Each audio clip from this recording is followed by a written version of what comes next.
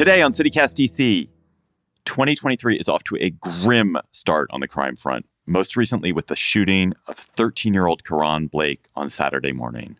I'm here with audio producer Julia Karon and the Washington Post's Michael Bryce Sadler to talk about that, the mayor's new economic plan, and our dream versions of the Nats racing president's mascots. Today is Friday, January 13th, 2023. I'm David Plotz, in for Michael Schaefer, and this is CityCast DC.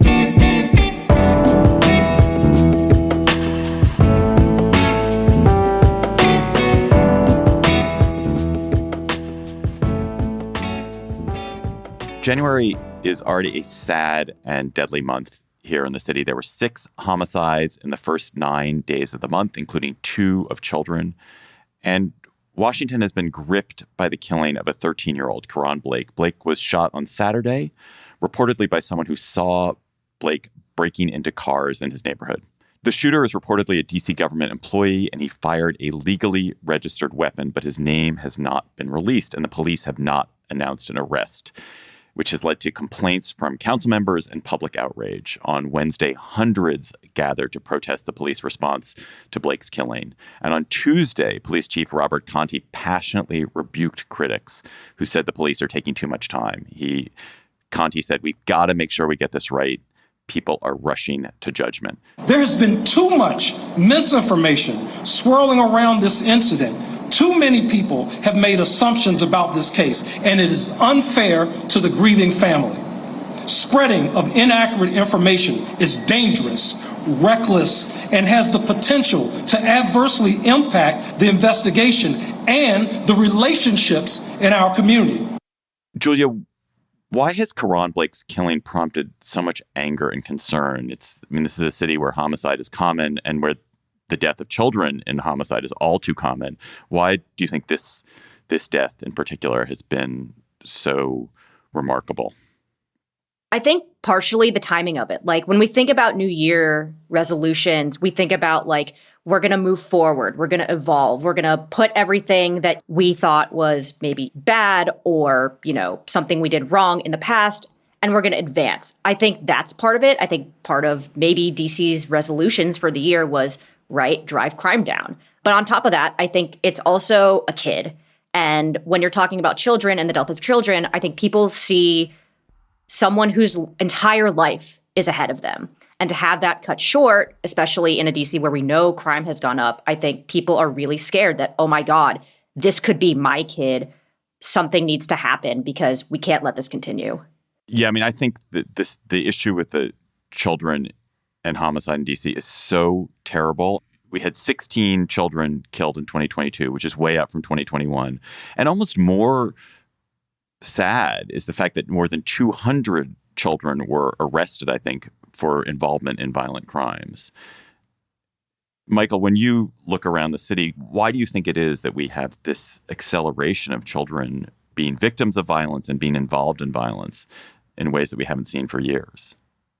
David, the problem with youth violence in DC is probably the most vexing issue for city leaders right now. It was last year, and thus far this year, it's pretty clear, as Julia alluded to, this problem isn't going away just because of the turn of the calendar.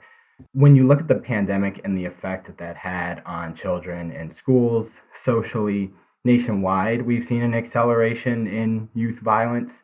So the district isn't unique in that respect. But what we're left with is figuring out this billion-dollar question of how do we get this under control? And that's where you start to see a lot of the divides and perspectives around how to solve it. But certainly when you look at the causes, a lot of people tend to point to the pandemic and say things changed for children, how they learned, how they developed, how they socialized, and a lot more time maybe not being physically in a school or doing a social activity after school. And what you're seeing from city leaders is calls to find more programming and things to occupy children in productive ways so they're not taking to the streets in their spare time.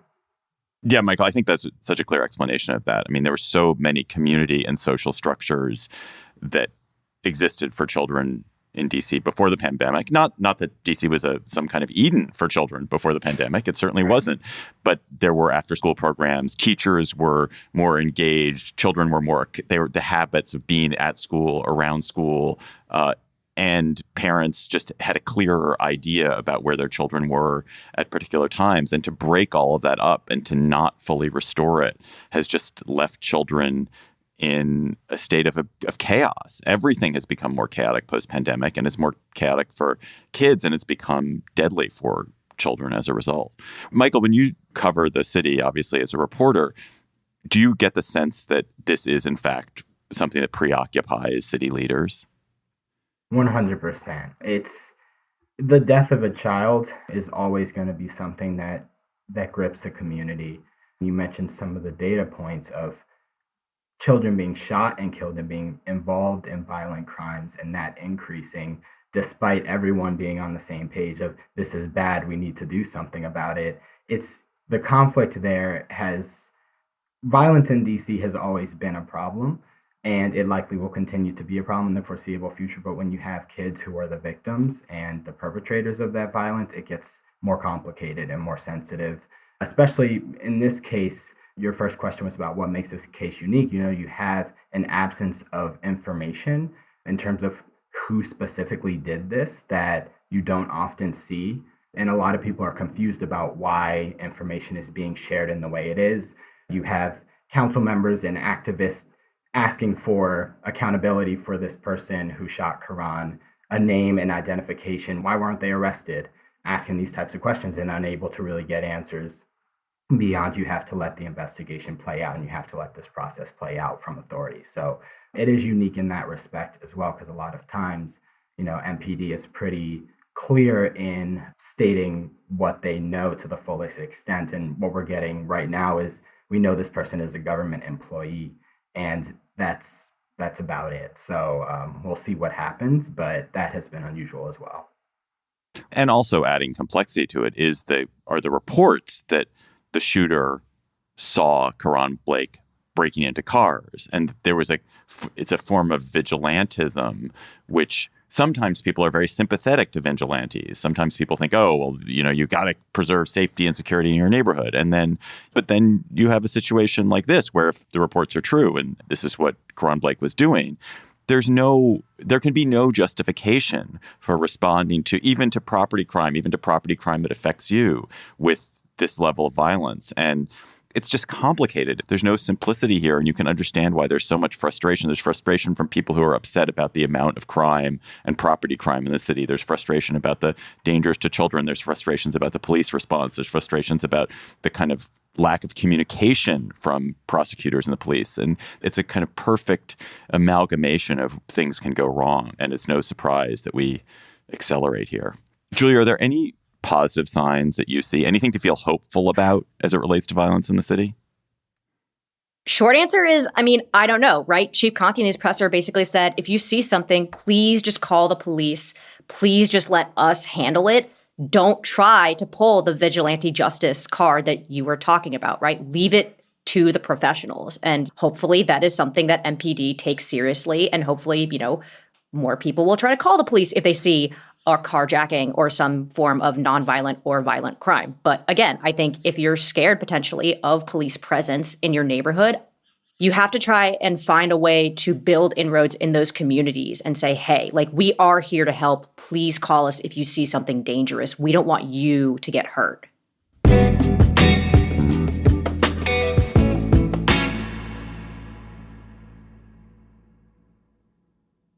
Let's move on to the next topic. I am old enough that when I hear 5-year plan, I think Stalin ordering the Soviet Union to triple its output of tractors. But comes news this week to me that DC has its own 5-year plan, a 5-year economic growth plan, and Mayor Bowser unveiled it this week. What stood out to you, Michael, when you were looking at this plan? It seems like there is a lot that the mayor wants to accomplish by early 2028.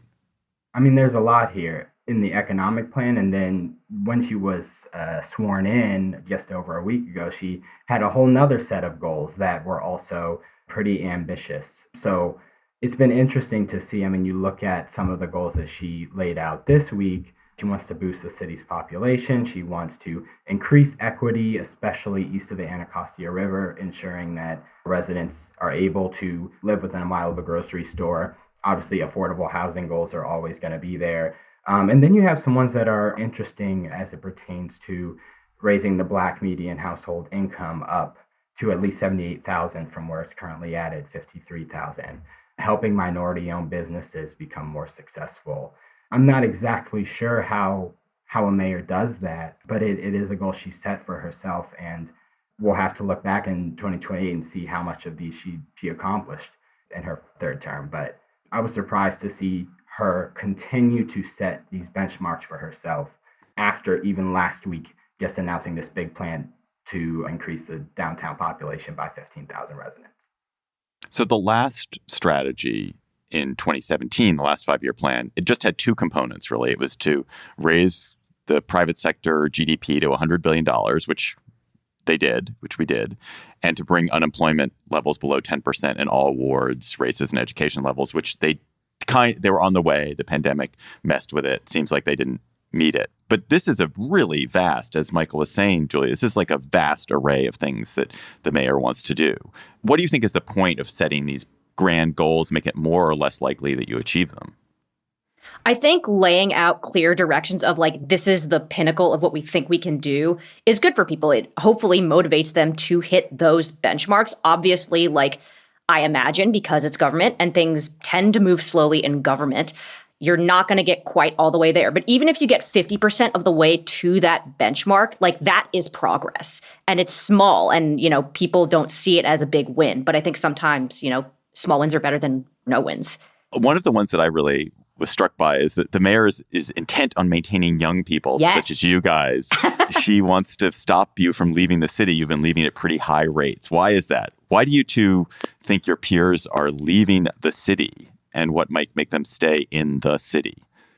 We talked about this a bit in the Karon Blake segment, but the pandemic messed a lot of things up. And part of what it messed up, at least for downtown is a lot of office buildings. People commute into the city specifically to go to work. Yes, there are residential neighborhoods and stuff like that, but it is expensive to live in some of those residential neighborhoods, especially if you are in this demographic of 20 to 34 years old. You're just graduating from college. You've got your first entry-level job. You're bright-eyed and bushy-tailed, and maybe you're like not living, at Mount Vernon Triangle or somewhere like really, really expensive. And so one of the things that I hope Mayor Bowser does is, in a way to try and have some of that retention, is because people are teleworking more often. You could convert some of those business buildings into housing of some flavor. I know I've seen reports floating around that New York City is going to try to do that. I do wonder if DC is going to have a similar kind of investment. That's definitely going to be a big goal for, I would say, both Mayor Bowser's administration as well as the council in the coming years. This office to housing conversion has been something that's talked about even before the pandemic, just as the solution to the city's affordable housing crisis, which David, there's not enough reasonably priced places to live in this city. So the discussion about changing office buildings that are no longer being used because more people are teleworking into that housing that people are after is very logical. But there are so many challenges to building housing in these old vacant office buildings that I don't think everyone fully thinks about when they talk about these types of proposals. Like, you look at some of these office buildings, you only have windows in certain areas of like plumbing, all types of things you have to consider that you might take for granted in an average apartment or home. Like, you have to really revamp an office building to accommodate a home. So that's going to be a big challenge for the city. Not to mention some of these buildings are federally owned. So Mayor Bowser is asking for the Biden administration to play ball in letting the city reimagine how to use these buildings that are more unoccupied now than they were a few years ago. I will be curious to see, as these come into fruition, and I do believe they will, how much these buildings need to change from what they looked like as offices. Like, because in some cases I've heard at least that there's an argument to be made, well, it's cheaper to just tear the whole thing down and build it from the ground up rather than literally reconstitute the entire building's plumbing system to accommodate a new way of using it. All right, before we move on, last question to you, Michael. When you look at the goals in the 5-year plan, what do you think we're going to have the hardest time hitting? I don't know about the plan to boost the median income for Black residents. I think there are a lot of factors, obviously, that go into something like that going up to that degree. So I think that could be challenging, and I'm excited to cover the mayor's plans on achieving that goal over the next few years. And then people are leaving the city, and they left the city during the pandemic. So not only do you want to grow the population to 725,000, which we're a little bit under 700,000 right now, but I think that's going to be a challenge. I think you need to really incentivize people to live downtown in ways that I don't fully see a lot of incentive right now to be downtown and live downtown. I think a lot of people would agree it's a little bit of a wasteland on a lot of days. So the city needs to be creative in figuring out how are we going to not just get people to get back to working downtown and leasing offices downtown, but you're going to spend potentially your whole life, most of your days in the city's downtown corridor, and we're asking 15,000 new residents to do that. I'm really curious how they're going to pull that off. I'm just in closing. One way to raise the median income of Black residents, and I'm sure I'm not the only person this has occurred to or has noted this kind of grimly, is to continue to encourage poor Black Washingtonians to become Marylanders by pricing them out of neighborhoods. That you can raise the median income of a population by getting fewer of the poor people in that population to live there. I don't think that's an intentional DC strategy, but I do think it is a byproduct of a strategy to promote growth and development and all these nice fancy apartments. Like, you end up causing certain people who tend to be poorer to leave, and that raises the overall median income. Let us move on to a less urgent but speedier question. There's big news, Julia Karon. The big news is the Nats are inviting people to apply to be a racing president down in spring training at Palm Beach. You've got to be 5'9" to 6'3". You've got to be able to run from center field to first base in a 60-pound costume and properly function while wearing a 60-pound costume. And, of course, you have to be able to embody one of the presidents. So Teddy Roosevelt, Thomas Jefferson, Abraham Lincoln, or George Washington. So can you do it, Julia Karon? I mean, if you're the one who's sending me down there to spring training, I'm all on board. I would happily take CityCast to Miami, to Palm Beach, to be a racing president. Unfortunately, this is like one of those roller coasters where you're not tall enough to ride the ride. I am 5'2", 5'3". I do not hit the height requirement benchmark, unfortunately. I know. That's the only thing that's holding me back in this regard. Could I wear a 60-pound costume? I sure as heck would try. Could I function properly? You bet I would try to give it my best effort. Could I embody a president? Well, if there's a president that was 5'2", 5'3", you bet I would do my darndest. James Madison, 5'4". James Madison? Really? Yes. Very short president. There is hope for the short people, the short kings among us. Short King Spring, Nats. You got to integrate that into your president pitch. Come on. Michael, are you in the 5'9" to 6'3" window there? Well, I am, and it's taken me back to my days of using dating apps. That's looking like right in the height range. I do have questions about the phrase properly function. I don't know what that means, but I can infer, and I don't know if I could properly function wearing a 60-pound costume. I've not tried. I do think I could run from center field to first base, and I think I'm pretty fast, so I'm not too worried about that. And then embody the president. Aren't you already embodying the president by being in their body? I don't know. Exactly. That's fair. All right, so this is just for spring training. So we would hope that whoever did this got called up to the big time here in D.C. But I think this should prompt us to re-examine the racing presidents. These are the Mount Rushmore presidents. Previously, the Nats did have Taft and Coolidge and Hoover, who are three mediocre presidents. But there are so many historically great figures with ties to Washington who could really run. And the Frederick Douglass House has sightlines to the stadium. Could there be a Frederick Douglass racing, not a racing president, but a racing, statesman? Who else would you guys sub out? I think we should sub out presidents. I think it's a tiresome thing. It just gives you white guys. Let's get some variety in there. I would love to see someone get into a Duke Ellington costume and sprint. That or play a musical instrument or try to sing. I think that would be a fabulous embodiment of a guy who is, for all intents and purposes, the figure for some of us when we think of DC. I want a Duke Ellington costume. Nationals, please make it happen. Duke Ellington, 2023. Let's go. Michael, anybody you'd want? I love the Duke proposal. That's awesome. Julia makes me think like this. When you go to a baseball game and you see these president's race, especially you're a little kid, it is a chance to learn. It is a chance to ask questions about who are these people. So why not change it up once in a while? I mean, it's probably not cheap to produce these 60-pound costumes. I don't know that for sure, but sure, let's throw in a Duke Ellington. Let's use other historical figures in the city's context, or I guess in the country's history. There's so many creative people to choose from to have fun with this. We don't need to see the same four as old white guys running around. We've seen that. It's been done. Let's change it up. As long as they let Teddy win occasionally, I think we'll be okay with some changes. I think if you're going to have a Roosevelt, have Eleanor Roosevelt. Love to have Eleanor Roosevelt. Harriet Tubman, history of being she could run. She was an incredible athlete. She was like this amazing physical presence. She's not a DC person, but she's got close ties to the city. Why is there no Harriet Tubman? Or just refresh the presidents also. Bring in some people who are newer, maybe like an Obama president would be pretty cool to see. Just like, I've seen it. I've seen George. I've seen them all. Let's change it up.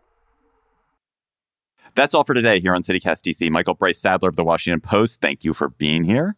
Always great to be on. And Julia Karon, what a delight to see you. Delight to see you too. I am CityCast CEO David Plotz. Our lead producer is Priyanka Tilve. Our producer is Julia Karon. Our newsletter writer is Kayla Cote-Stemmerman. And our hosts are Bridget Todd and Michael Schaefer. Our music is by Alex Roldan. If you enjoyed the show, why not tell a friend? Tell a racing president. Rate the show. Leave us a review. Subscribe to our morning newsletter. We'll be back Tuesday morning with more news from around the city. Bye-bye.